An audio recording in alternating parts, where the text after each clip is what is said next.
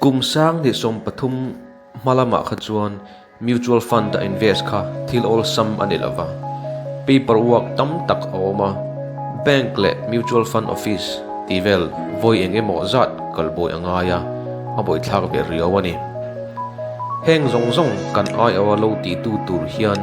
agent an oma anin paperwork bank le mutual office ati tur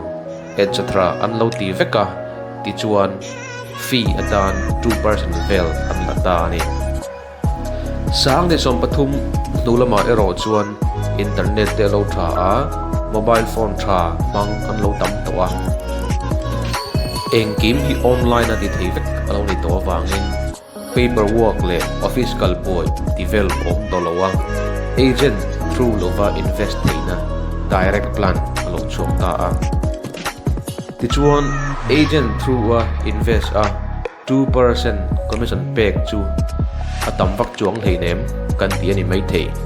he 2% hi compounded ani awangin rin a in a effect atamani entirnan mutual fund scheme pakhata hian mi pani in direct le indirect in lo invest ve se an poisa da zat kha cheng sa nga ve ni in 15% CAGR return lo ta se kum som thum nuwa chuan agent through invest kha chuan cheng nuai za som riat pariat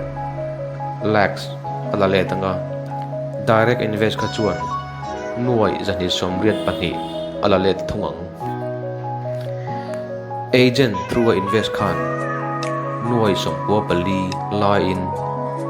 apoy sa lakat le money hi 33% velania atam thamani atira 2% chak commission kha alo in compound gel chuan atopa chuan 33% lo thleng phani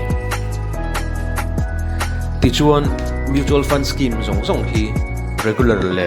direct option nei vectora SEBI chu Securities Exchange Board of India heng mutual fund tivel low regulate to ania in order a chuan huwa tuna hian mutual fund scheme te hi en chuan